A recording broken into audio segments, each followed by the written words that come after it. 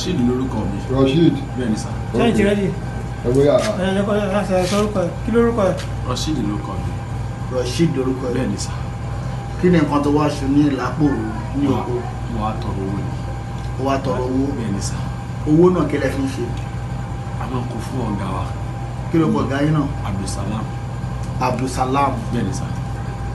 Owó náà tẹ́ bá kó fọ́gà kí ọ̀gá yín fi ń ṣe? Mo ń lò ní ogun òkìkí. Ogun òkìkí? Bẹ́ẹ̀ni sà. Èló lọ̀gá yín máa ń fún yín? 18,000. 18,000. Bẹ́ẹ̀ni. Ẹni tó bá gbowó yẹn lọ́wọ́ ẹ̀ kí ló máa bá ṣe? A máa sáré. Ó máa gbé lọ sí hospital kan sí mi. Mi sọ sókè. Mo ní ó máa ṣàárẹ̀. Ó máa ṣàárẹ̀. Wọ́n á máa gbé lọ sí hospital káàkiri. Àbí ìwọ́n tó sọ mi ò gbọ́ dáadáa. Bẹ́ẹ̀ni. Fúnra ẹ sọ mi ò gbọ́. Ó máa gbé lọ sí hospital káàkiri. Tó bá wá ń ṣàárẹ̀ yẹn, òkè báwo ni iléeṣẹ́ ọ̀gá àti wọ́n máa ṣe rí? Ó máa ń gòkè.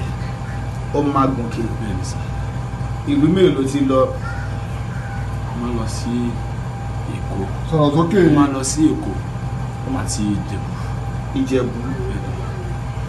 Èkó, Ìjẹ̀bú, Ìbàdàn tó ti wú Ìbàdàn kọ́ òun lọ Ìbàdàn. Wọ́n máa bọ̀ kí wọ́n Mo ní iléeṣẹ́ yín wà. Ìbàdàn ló wà. Láti gbogbo. Ìwó road. Ìwó road. Bẹ́ẹ̀ni sà. Ló bá iléeṣẹ́ yín. Lórúkọ New Life. New Life. Bẹ́ẹ̀ni sà. New Life ló kọ́ iléeṣẹ́ yín. Bẹ́ẹ̀ni sà. Ìwó road. Bẹ́ẹ̀ni sà. Ládùúgbò o. Ní. Alhamdulillah Rabbil Alamin. Ẹ̀yin tèmi, thank you for joining me. Fídíò yìí kọ́ ló yẹ kí n ṣe. Ó ní èyí tí mo ní mo fẹ́ kẹ́kẹ́ bá mi advice èèyàn kan. But àwọn èèyàn méjì ti share mi ní fídíò yìí. This particular one about Abdulrasheed yìí tó ń confess pé bí wọ́n ṣe máa ń gbowó lọ́wọ́ àwọn èèyàn. Mi ò kọ́ bí ara sí until tí mo ti bá pàdé lórí social media ń sìn. Ìdí tí mi fi kọ́ bí ara sí ni pé àwa ti rí rí ni. Àwọn èèyàn ti confess ẹ̀ rí. Àwọn tó tún súnmọ́ wa náà ti rí rí. So yẹn àwọn èèyàn tó dẹ̀ wà tí wọ́n lówó àwọn èèyàn yìí wọ́n rí ṣe lọ ni. So mo wá wò pé àṣebá ti sọ fáwọn èèyàn èmi bìlì pé káwọn èèyàn ti já sí. So bó ti wá di pé wá jọ ẹ̀yin tẹ́ wà ní ìsàlẹ̀ lójú olówó ṣe mí kàyéfì mo wá ní ẹ jẹ́ kí n tún sọ experience mi.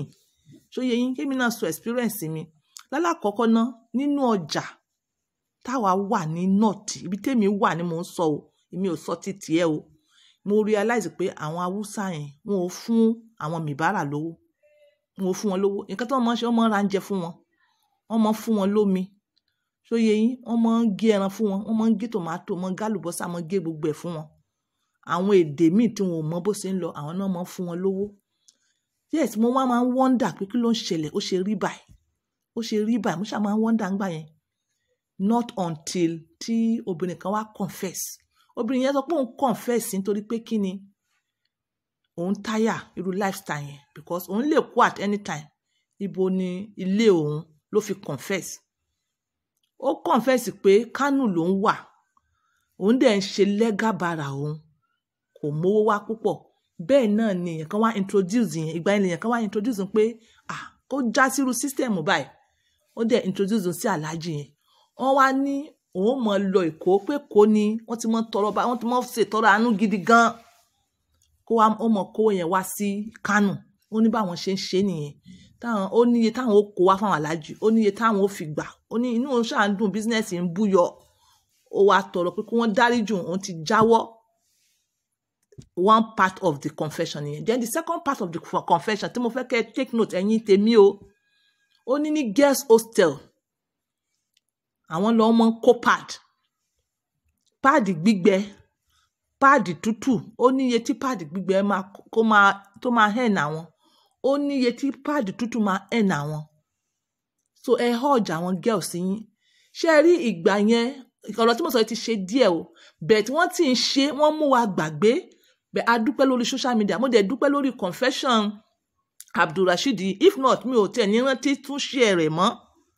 Wọ́n sì ń ṣe wọ́n sì ń lo pad àwọn ọmọ ní school ẹ sọ fáwọn girls yín ní hostel kí wọ́n wà careful.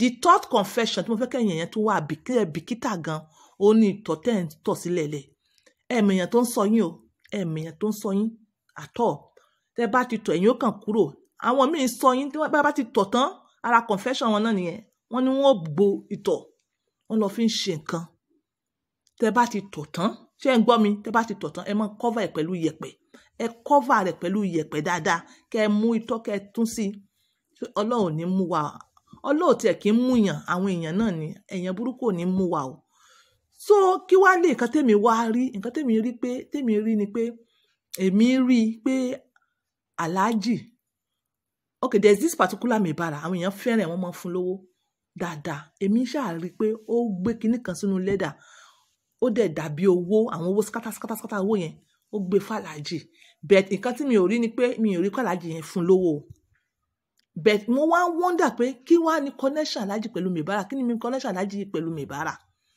ibi tí mo ti wonder ọ̀rọ̀ yẹn wá ṣe bí ọ̀rọ̀ níjọ́ kan àwa bẹ̀rẹ̀ sí ní sọ̀rọ̀ yìí bẹ́ẹ̀ lóbìnrin kan sọ pé kọ́lọ́n bá mi fọ̀run kẹ́ obìnrin yẹn ó ti kú nísìnyí o ó náà rí this particular mebara tó gbówó fún this particular aláàjì pé aláàjì yẹn dẹ̀ fún lówó ńlá padà owó clean money ńlá padà ẹ mọ́ gbàgbé àwọn aláàjì yìí up to now ìran wọn ló ń ṣe dáadáa up to now tí mo wà àwọn ni wọ́n ń kọ́ warehouse àwọn ni wọ́n ń kọ́ hotel ni wọ́n ń kọ́ school ni wọ́n ń ṣe gbogbo ẹ̀ ẹ wá béèrè lọ́wọ́ gbogbo àwọn onínúure tó ń ṣe sàdákà wọ́n sì ń wà ọkùnrin yìí sọ pé sickness kò kí ń ṣe sickness nìkan sickness may be one of it or highest of it omi ara yín kọ́ ẹ̀yán ọkùnrin ò ṣe déédéé ọkùnrin young man ó ti rẹ̀ mí àwọn obìnrin náà ń kọ́ business yín kọ́ kíyàn ṣe business kó mọ́ làlùyọ òun náà ń kọ́ so mi ò ní kẹ́ mọ́ ṣètọrẹ àánú but ẹ bìnchìké ẹ mọ àwọn tẹ́ máa ṣètọrẹ àánú fún bóyá àwọn tẹ́ mọ̀ ládùúgbò